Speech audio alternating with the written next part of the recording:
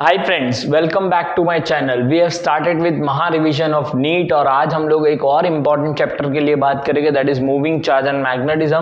कोई लोग बोलते हैं magnetic effect of electric current. Start करते फटाफट। जिन लोगों ने अभी तक सब्सक्राइब नहीं किया है प्लीज सब्सक्राइब, मेरे यूट्यूब चैनल को सब्सक्राइब कर लो, मेरे व्हाट्सएप चैनल को सब्सक्राइब कर लो।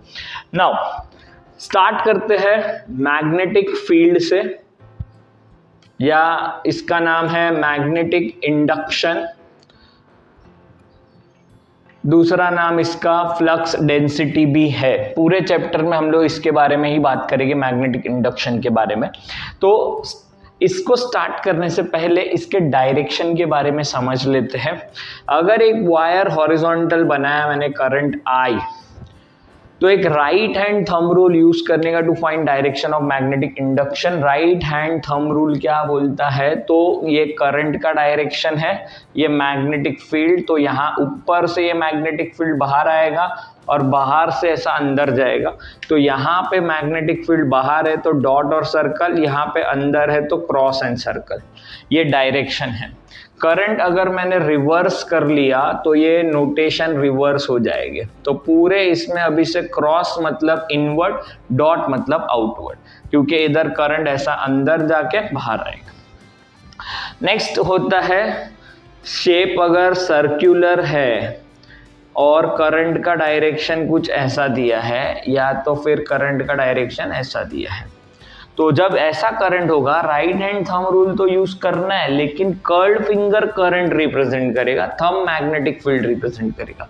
यहाँ पे थंब रिप्रेजेंट कर रहा था current, curled finger magnetic field बता रहा था। यहाँ पे उल्टा हो जाता है, करंट का डायरेक्शन जो होगा वो कर्ल्ड फिंगर से देखेंगे, थंब रिप्रेजेंट करेगा मैग्नेटिक फील्ड, डायरेक्शन आया है आउटवर्ड और यहाँ पे डायरेक्शन आया है इनवर्ड, ये ऐसे।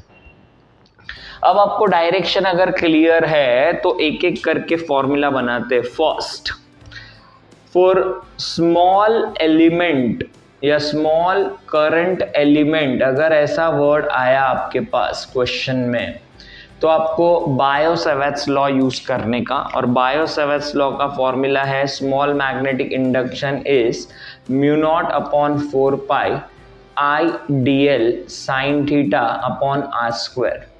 इसका वेक्टर फॉर्म जानने के लिए मैंने ऑलरेडी यूट्यूब पे वीडियो अपलोड किए हुए हैं, MEEC का सीरीज है, उसमें से जाके इसका डिटेल ले लेना। नाउ सेकंड होता है फॉर इनफाइनाइटली लॉन्ग कंडक्टर।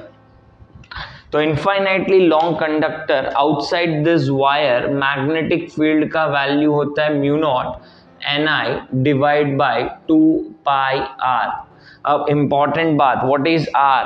तो अगर ये एक वायर है तो इधर से परपेंडिकुलर जो डिस्टेंस होता है पॉइंट P का, वायर से परपेंडिकुलर डिस्टेंस जो होगा वो होगा R। वापस बोलता हूं, R radius of the wire नहीं है, रेडियस ऑफ द वायर नहीं है, R is a perpendicular distance. तो ये था इनफाइनाइटली लॉन्ग वायर के लिए। Second, third, for finite length conductor. For finite length conductor के लिए थोड़ा सा डायग्राम समझाता हूं। ये finite length conductor, let's say P Q, और यहाँ पे एक पॉइंट है O जहाँ पे मैग्नेटिक फील्ड फाइंड करना है। तो यहाँ से पहले एक परपेंडिकुलर ड्रॉप करेंगे और इसको नाम दे देंगे R। इससे इसके एक्सट्रीम एंड को ज्वाइन कर लेंगे और दो एंगल क्रिएट होगा, θ1 एंड θ2, और मैग्नेटिक इंडक्शन का फॉर्मूला बनेगा mu not I divide by 4 pi R sine θ1 plus sine θ2, ये इनफाइनाइटली लॉन्ग वायर के लिए। अब इसी में अगर फाइनाइट लेंथ वायर के लिए इनफाइनाइट होता दोनों ऊपर P इंफिनिटी पे, Q इंफिनिटी पे, तो ये एंगल 90-90 बना देगा, और 90-90 जब बनेगा तो ये 2 आएगा और ये कैंसिल होके यही रिजल्ट देगा मुझे। तो ये फाइनाइट लेंथ कंडक्टर सबके लिए वैलिड है। अब फाइनाइट लेंथ कंडक्टर में सेमी इनफाइनाइट वायर अगर हुआ, सेमी इनफाइनाइट वायर, तो कैसे डील करने का, तो ये समझो मुझे Q इधर पता है, ये इन्फिनिटी पे चला गया है और मेरा पॉइंट यहाँ पे है O, तो यहाँ से मैं एक परपेंडिकुलर ड्रॉप करूँगा और ये डिस्टेंस होगा मेरा R, ये 90 डिग्री पे जाएगा और दूसरा वाला कुछ तो भी एंगल बना लेगा थीटा, तो यहाँ पे साइन 90 बिकम 1 और साइन थीटा मतलब b का वैल्यू अगर लिखना है तो फॉर्मूला बनेगा mu not I divide by 4 pi r 1 plus sine theta, ये सेमी इनफाइनाइट के लिए। लेकिन इसमें एक ट्विस्ट लिख के आते हैं, वायर सेमी इनफाइनाइट है लेकिन पॉइंट इसके एग्जैक्टली ऑपोजिट है O, तो यहाँ पे ये एंगल तो 90 बनेगा, दूसरा बनेगा ही नहीं 0। इसके लिए मैग्नेटिक इंडक्शन का फॉर्मूला बन जाएगा mu naught I divide by 4 pi r, ये magnetic induction for semi infinite. ये दोनों सेमी इनफाइनाइट के लिए यहाँ पे पॉइंट थोड़ा ऊपर रहेगा, ये एंड पे ही रहेगा, इसमें कहीं पे भी होगा। This is finite length conductor, infinite length conductor. Third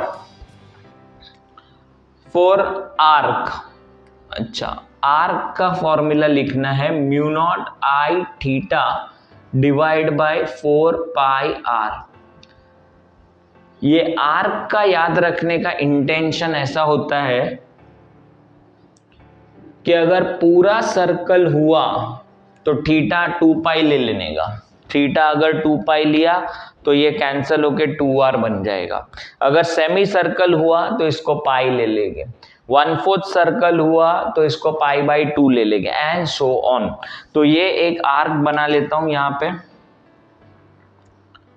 और ऐसा अगर क्वेश्चन है थीटा, ये current I, current carrying wire, तो फिर फॉर्मूला ऐसा बनता है म्यू नॉट I थीटा। और कंप्लीट सर्कल होगा, सेमी सर्कल होगा, पर कंप्लीट सर्कल के लिए याद रख लेते हैं फॉर सर्कल b का वैल्यू जो याद रखना है that is mu not I divide bye 2r, n number of turns हो गए तो multiply by n, mu naught I divide bye 2r।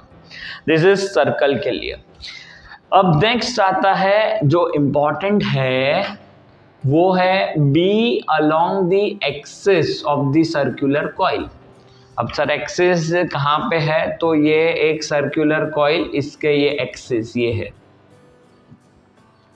ये इसका रेडियस r, ये इसका एक्सिस डिस्टेंस, इसको हम लोग नाम दे देते लेट से x। तो फॉर्मूला बनता है म्यू नॉट I ni, या फिर ni लिखता हूँ, n नहीं डाला तो n मल्टीप्लाई कर लेंगे जब आता है तभी, mu not ni x square upon 2 time x square plus r square raise to 3/2, यहाँ पे sorry r square, mu not I r square upon 2 time x square plus r square raise to 3/2, ये formula है। अब इसका question जो आने वाला है वो किसी और के साथ में पूछते हैं, और किसके साथ पूछते हैं, तो b एक्सिस और b सर्कल का रेशियो पूछते हैं। तो b ऑफ सर्कल और b ऑफ एक्सिस, इसका रेशियो। अब सर्कल का वैल्यू हमने लिखा है यहाँ पे mu not I upon 2r divide by mu not I r square upon 2 r square plus x square raise to 3/2। Mu not I cancel हो जाएगा, 2 कैंसिल हो जाएगा, ये आएगा r square plus x square raise to 3/2 divide by r cube, जिसको मैं ऐसा लिख सकता हूँ r square plus x square raise to 3/2, और इसको लिखा r स्क्वायर, और r स्क्वायर को सेपरेट करके आंसर आ जाएगा 1 plus x square by r square raise to 3/2। Now if x is very small as compared to r, मतलब x को लेके आओ, इसको बड़ा कर दो, तो ये फॉर्मूला बनेगा 1 plus 3/2 x square by r square. लेकिन दिस इज द कंडीशन कि अगर x छोटा है r से तो ही ये फॉर्मूला वैलिड है। This was about magnetic induction. पूरे चैप्टर में मैग्नेटिक इंडक्शन के ये फॉर्मूला हमारे पास है। अब हम बात करेंगे फोर्स के बारे में। फोर्स बेसिकली हम जो सीखने जा रहे हैं वो है मैग्नेटिक फोर्स। तो एक करंट कैरिंग वायर जब एक्सटर्नल मैग्नेटिक फील्ड में रखेंगे हम लोग, एक्सटर्नल मैग्नेटिक फील्ड में, तो इस पे एक फोर्स लगेगा और वो फोर्स का वैल्यू होगा बिल साइन थीटा और q v b sine theta. और डायरेक्शन वाइज अगर लिखना है तो I into l bar cross b bar, Q into v bar cross b bar. अब बहुत टीचर इसको राइट हैंड थंब रूल से सिखाते हैं और कोई कोई रूल यूज करेंगे फ्लेमिंग्स लेफ्ट हैंड रूल। मेरे को ये प्रीफर करता हूँ क्योंकि ये क्रॉस प्रोडक्ट का डायरेक्शन ढूंढना थोड़ा सा मुश्किल है। डायरेक्शन समझ लो, first finger magnetic field, middle finger current और ये फोर्स। तो देखो पहले एक फिंगर में हमेशा सेट करूंगा वो है मैग्नेटिक फील्ड जो कि ऊपर है। ये करंट अपने आप इसी डायरेक्शन में आ गया, फोर्स बाहर लगने वाला है। ये करंट का डायरेक्शन है, मतलब पॉजिटिव चार्ज का वेलोसिटी का डायरेक्शन होगा, पॉजिटिव चार्ज का वेलोसिटी का डायरेक्शन। अब इसमें जो केसेस याद रखने हैं अपने को, that is first case if V bar perpendicular to B bar, अगर दोनों परपेंडिकुलर हो गए तो ये सर्कुलर मोशन करेगा, और अगर सर्कुलर मोशन करेगा तो इसका रेडियस होगा mv डिवाइड बाय qb। ये डायरेक्ट याद रखना पड़ेगा। mv इज मोमेंटम, तो मोमेंटम अपॉन qb। अब इसमें जो रेडियस बनाते हैं हम लोग, इसमें एक मेथड याद रखने का, mass upon charge. Mass upon charge, it depends on mass upon charge. तो ड्यूट्रॉन आ सकता है, हीलियम आ सकता है, हाइड्रोजन आ सकता है, प्रोटॉन आ सकता है, इलेक्ट्रॉन आ सकता है। तो मास अपॉन चार्ज पे डिपेंड करता है ये। अगर मोमेंटम सेम है तो सिर्फ चार्ज पे डिपेंड करेगा। इसके सारे केस डिटेल्स में मैंने यूट्यूब वीडियो पे अपलोड किए हुए हैं, आप वो चैनल वहाँ पे जाके प्लेलिस्ट में ये टाइप का जो क्वेश्चंस है वो सारे देख सकते हो कि कैसे करना है। फिलहाल मैं सिर्फ इंट्रोडक्शन सिर्फ बता रहा हूँ कि कौन से फॉर्मूला लग सकते हैं। एक तो रेडियस का वैल्यू होता है, यहाँ से वेलोसिटी का वैल्यू भी बना सकते हैं। सेकेंड फॉर्मूला इसमें जो याद रखना है वो है time period which is 2 pi m upon qb, and this time period is independent of velocity. कितने स्पीड से भेजा वो मैटर नहीं करता है, it is independent of velocity, depends on mass and charge. और फ्रीक्वेंसी का वैल्यू इसका रेसिप्रोकल हो जाएगा। थर्ड जो इसमें याद रखना है, kinetic energy which is half into q square b square r square upon m। तो जितना ज्यादा रेडियस उतना ज्यादा काइनेटिक एनर्जी, और काइनेटिक एनर्जी को मैं Q इंटू V भी लिख सकता हूँ, where V is the potential difference जो हम लोग अप्लाई करेंगे ड्यू टू ये करंट प्रोड्यूस करने के लिए जो पोटेंशियल डिफरेंस देंगे वो है V। तो ये फर्स्ट केस है, V बार और B बार अगर परपेंडिकुलर है तो। Second, V bar and B bar are perpendicular but charge is passing undeviated. मतलब अगर एक मैग्नेटिक फील्ड मैंने बनाया, ये मैग्नेटिक फील्ड है और ये चार्ज है जो पास हो रहा है अनडिविएटेड। तो जब चार्ज अनडिविएटेड पास होगा तो आपको लिखने का mg is equal to qvb या फिर mg is equal to b। इससे काम होगा आपका, क्योंकि mg फोर्स को बैलेंस करना चाहिए तो इसके लिए वो अनडिविएटेड चला जाएगा। थर्ड केस में V bar and B bar are parallel. तो जब पैरेलल हो गए दोनों का, B बार ये प्लस चार्ज इधर जा रहा है विथ वेलोसिटी, तो फोर्स नहीं लगेगा, no force. Fourth point, V bar है, B बार है और E बार भी है, तीनों perpendicular. and charge is passing undeviated, very important case, if charge is passing undeviated तो फॉर्मूला बनेगा velocity is E by B and this is the velocity of electromagnetic wave also, V equal to E by B।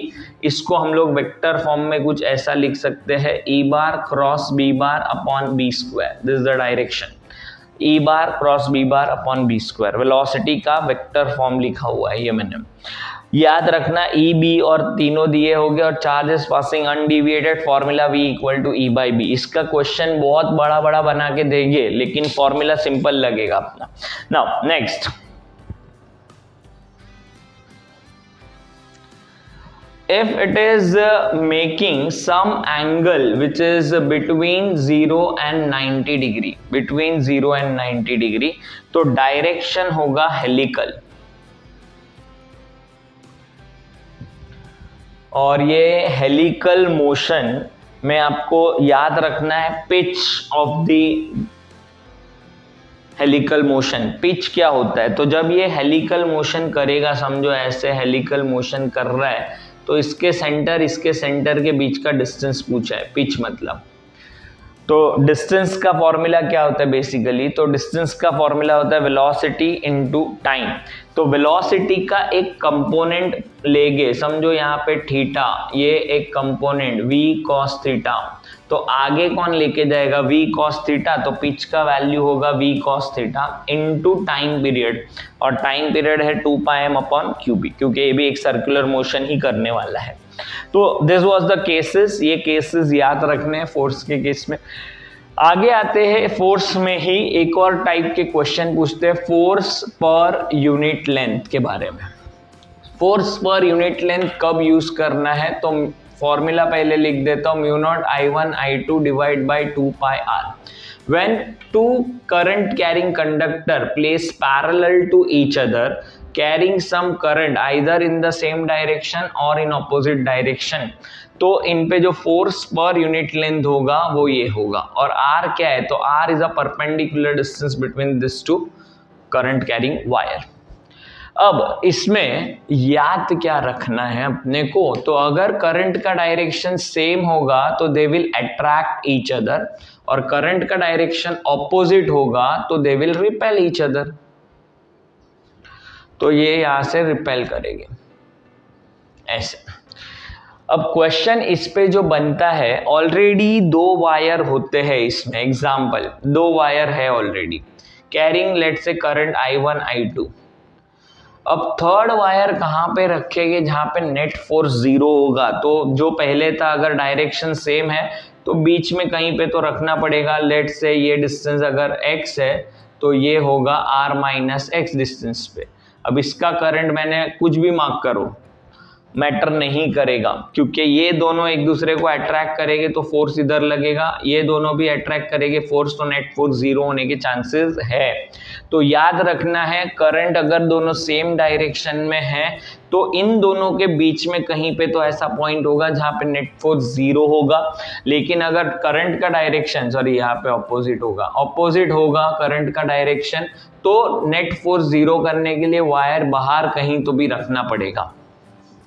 तो ये force per unit length, force के बारे में भी बात कर लिए। अब हम लोग बात करेंगे मूविंग कॉइल गैल्वेनोमीटर पे, जिस पे क्वेश्चन 110% आएगा ही। एक क्वेश्चन ये फोर्स पे आता है, एक मूविंग कॉइल गैल्वेनोमीटर पे आता है, एक जो मैंने पहले बताया मैग्नेटिक इंडक्शन की जो फॉर्मूला लिस्ट बना के दी उस पे आता है। तो प्लीज ये चैप्टर को ऑप्शन में मत छोड़ना, it is important chapter, maximum 4 MCQ पूछते हैं इसमें से, ठीक है। तो आगे बढ़ते हम लोग, चलो आगे बढ़ते हैं। अब हम लोग बात करने वाले हैं मूविंग कॉइल गैल्वेनोमीटर पे। अब इसके कंस्ट्रक्शन के बारे में मेरे को कोई इंटरेस्ट नहीं है। मूविंग कॉइल गैल्वेनोमीटर में सिर्फ फॉर्मूला समझो, करंट फाइंड करने का फॉर्मूला। तो करंट फाइंड करने का फॉर्मूला है C बाय बैन इंटू थीटा। अब एक एक टर्म बता देता हूं क्या है। तो C is a twist constant, और दूसरा नाम इसका है टॉर्सनल कांस्टेंट, और इसका यूनिट होता है न्यूटन मीटर पर डिग्री या तो न्यूटन मीटर पर रेडियन और न्यूटन मीटर पर डिवीजन, सब कुछ चलेगा। लेकिन जो इसका यूनिट बनेगा वही अपना थीटा का यूनिट भी होना चाहिए, दैट इज डिफ्लेक्शन, डिग्री में या तो रेडियन में। तो जैसे सी का यूनिट होगा वैसा ही इसका होगा। B magnetic field external, cross section area and number of turns. Now ये करंट डिपेंड करता है थीटा पे, current is proportional to theta. अब ये थीटा है क्या बेसिकली, तो ये मेरा, अगर मैं ड्रॉ करता हूं, पॉइंटर है जो 0 पे लगा हुआ है इधर, जैसे ही करंट पास किया यहां से यहां पे आ गया, तो ये जो एंगल ट्रेस किया वो थीटा है, ये थीटा होता है, ठीक है। इसमें ये फर्स्ट फॉर्मूला। सिमिलरली वोल्टेज के लिए फॉर्मूला है CG बाय बैंड थीटा। तो G क्या है सर, तो G is a resistance of galvanometer, मतलब जो वायर बनाया है उसके अंदर उसका जो रेजिस्टेंस होगा वो ये G रिप्रेजेंट करता है, G is a resistance. Okay, ये दो फॉर्मूला ही है अपने पास MCG में, लेकिन जो क्वेश्चन पूछते हैं वो होता है सेंसिटिविटी पे, SI current sensitivity end voltage sensitivity. Current sensitivity का फॉर्मूला है बैन बाय C और इसका है बैन बाय CG, और I can write current sensitivity upon G। सिर्फ इतना बोलने पे काम नहीं होने वाला है, करंट सेंसिटिविटी को समझो कि क्या दिया होगा, क्योंकि इसका यूनिट है डिवीजन पर एम्पियर, इसका है डिवीजन पर वोल्ट। अब मैं एक एग्जांपल लेता हूं और इसको थोड़ा सा क्लियर करता हूं कि सेंसिटिविटी है क्या। क्वेश्चन में हम लोग को दिया है कि सेंसिटिविटी इज 1 डिवीजन पर मिली एम्पियर। अब इसका मतलब क्या है, करंट सेंसिटिविटी इज 1 डिवीजन, चलो एक काम करता हूं, ऐसा लिखता हूं 10 डिवीजन पर मिली एम्पियर। इसका मतलब जब यहां से ये 10 डिवीजन तक आएगा तो हम काउंट करेंगे वो 1 मिली एम्पियर है। अगर ये 100 डिविजन्स तक जाएगा, 100 डिविजन्स तक जा सकता है, तो जब 100 डिवीजन पे पहुंचेगा तो करंट कितना देगा, तो 10 डिवीजन के लिए 1 मिली एम्पियर दे रहा है, 100 डिवीजन के लिए 10 मिली एम्पियर। तो जो 10 मिली एम्पियर है उसको हम लोग IG बोलते हैं। What is IG? Full scale deflection current, मतलब इससे ज्यादा अब करंट फ्लो नहीं हो पाएगा, दैट इज IG। अब याद रखना, बार बार वर्ड आएगा IG क्या है। वापस बोलता हूं, 10 डिवीजन पर मिली एम्पियर का मतलब जब ये 10 डिवीजन तक पहुंचेगा तो हम काउंट करेंगे 1 मिली एम्पियर। तो जब 100 डिवीजन तक पहुंचेगा तो 10 मिली एम्पियर होगा, और उससे ज़्यादा हम मेजर नहीं कर पाएंगे, इसके लिए इसका नाम है फुल स्केल डिफ्लेक्शन करंट। अब ये बार बार परेशान करेगा, तो सेंसिटिविटी जो दिया है करंट सेंसिटिविटी, उसमें से मैंने फुल स्केल डिफ्लेक्शन करंट कैसे फाइंड किया वो समझना है, ठीक है। अब कन्वर्ट करना है moving coil galvanometer into ammeter, और दूसरा होता है वोल्ट मीटर। तो पहले तो एमीटर पे बात करते हैं। एमीटर बनाने के लिए आपको गैल्वेनोमीटर के पैरेलल में एक लो वैल्यू रेजिस्टेंस कनेक्ट करना है S। Low value resistance connect करने पे मैक्सिमम करंट ये S that is shunt resistance में से जाएगा, तो गैल्वेनोमीटर डैमेज नहीं होगा, इसका रेंज बढ़ेगा, क्योंकि पहले शायद 10 मिली एम्पियर में वो यहाँ पे पहुंच गया, अब 10 मिली एम्पियर पास करेंगे तो मैक्सिमम शंट में से जाएगा, तो इधर कम हो जाएगा, तो डिफ्लेक्शन इधर आ जाएगा, तो और करंट फ्लो कर सकते, तो रेंज बढ़ता है और ये डैमेज नहीं होने वाला है। अब इसमें सिर्फ एक ही फॉर्मूला मैं याद रखता हूँ, S is equal to G/n-1। बार बार शंट का वैल्यू पूछते हैं, वेर n क्या है, तो नया current upon full scale deflection, नया current upon full scale deflection. तो नया करंट अगर मैं बोलता हूँ 1 एम्पियर तक मेजर करना है और IG 10 है, तो 1/10 मिली एम्पियर, 1 एम्पियर है वो 10 मिली एम्पियर है, तो उसको थोड़ा ध्यान रखना क्या करना है। दूसरा, fraction of current through galvanometer मतलब IG divide by I current division rule use करके हमारा फॉर्मूला बनता है S/S+G। बस इससे सारे काम हो जाएंगे, सिर्फ दो फॉर्मूला से सारे sum solve. S is equal to G upon N minus 1 when N is I upon IG, IG upon I is S upon S plus G। तो sir fraction of current through shunt पूछा तो ढूंढने का यही, total में से फिर minus कर दूंगा मैं, या फिर ऊपर G upon S plus G लिख देंगे, दैट्स इट। तो ये दो फॉर्मूला से आपके सारे सम एमीटर के हो जाएंगे, गारंटी इन दोनों से ही होने वाले हैं सारे सम। ऐसे ही होता है volt meter. In fact volt meter में भी मैं सिर्फ एक ही फॉर्मूला दूंगा और वोल्ट मीटर के सारे क्वेश्चन आपको इससे ही करने हैं। वोल्ट मीटर, तो वोल्ट मीटर में एक गैल्वेनोमीटर के साथ सीरीज में हम रेजिस्टेंस कनेक्ट करते हैं और वो भी हाई वैल्यू का, ये RS। इससे क्या होगा, तो ये टोटल करंट दोनों में सेम ही जाएगा, लेकिन पहले सिर्फ हम VG जितना मेजर कर रहे थे और अब हम लोग VS भी डाल रहे हैं, तो total voltage will be VG plus V।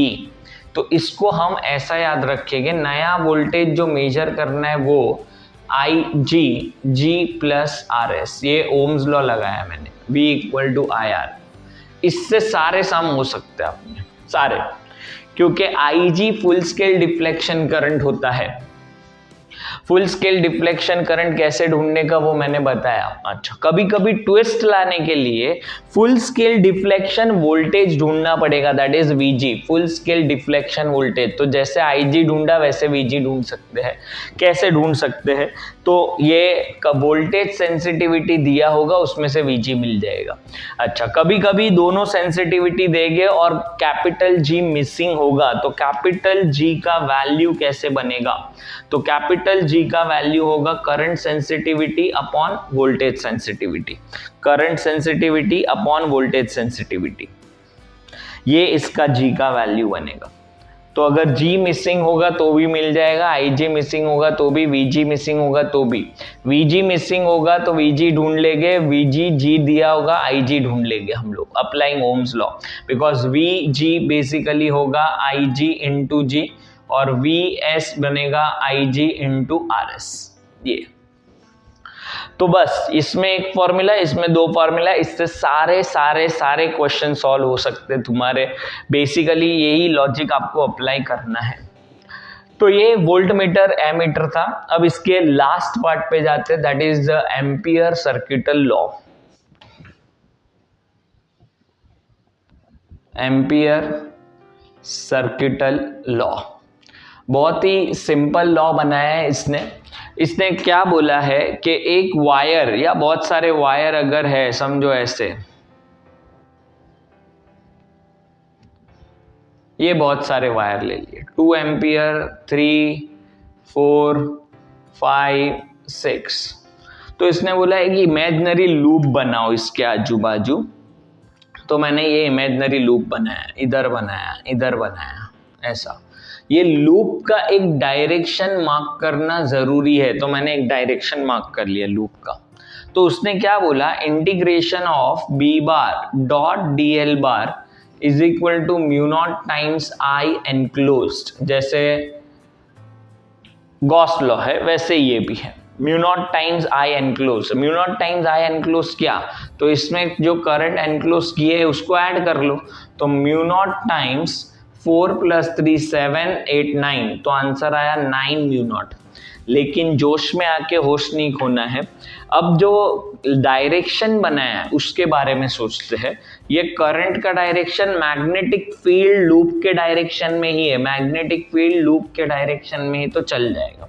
अब सेकंड केस में, इसमें अगर मुझे ऐड करना है तो ये दोनों ऐड हो जाएंगे, तो ये ऐड होके बन गया 11, इसमें से ये 4 माइनस कर देना है अपने को, क्योंकि इसका डायरेक्शन सेम है। तो ये दोनों ऐड हुए, इनका डायरेक्शन ऑपोजिट है, तो सब्ट्रैक्ट करना है, बड़े वाले का डायरेक्शन लेना है। समझो इधर से करते, इजी होगा।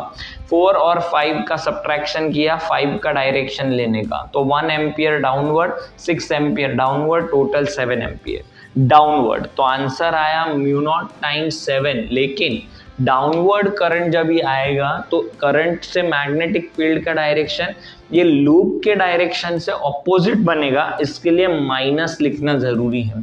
तो ये भूल जाते हैं हम लोग, ये माइनस लिखना पड़ता है। अगर करंट का डायरेक्शन और मैग्नेटिक फील्ड का डायरेक्शन जो बनेगा करंट के वजह से उसका ऑपोजिट होगा तो माइनस लिखना पड़ता है।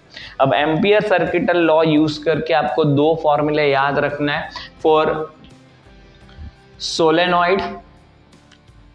अब सोलेनॉइड कैसा होता है, तो ये सोलेनॉइड बना लिया मैंने, इसके बीच में कुछ मटेरियल भी हो सकता है, ये सोलेनॉइड, और इसके एक्सिस, तो इसका एक्सिस ये है, इसके सेंटर्स को ज्वाइन कर लेंगे तो दिस इज द एक्सिस। तो magnetic induction along the axis is mu naught N I upon L.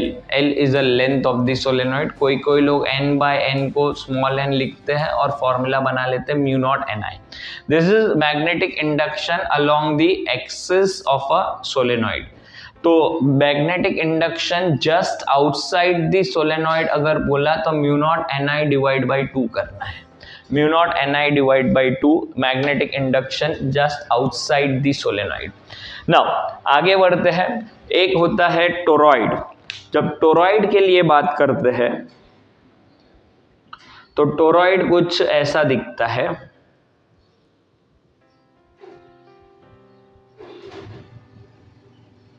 ये टोरॉइड।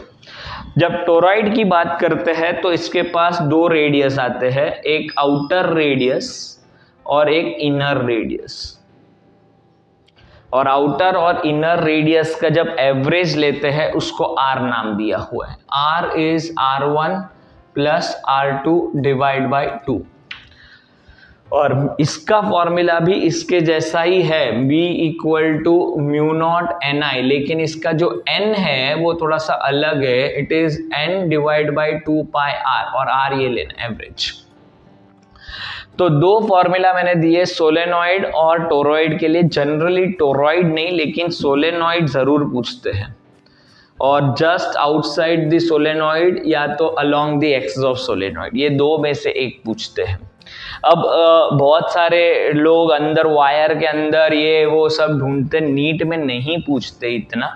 तो आपको नीट के लिए उतना प्रिपरेशन नहीं करना है, जितने मैंने फॉर्मूला दिया उतना करके जाओ, बेसिक करके जाओ, क्योंकि this is the last moment revision. कुछ नया सीखने जाएंगे तो जो आता है वो भी भूल जाएंगे। तो this was about magnetic effect of electric current. Next video में हम एक छोटा सा चैप्टर लेंगे, मैग्नेटिज्म एंड मटीरियल। तो वो एक छोटा सा होगा, तो उसके लिए देखना पड़ेगा next video. For that stay tuned.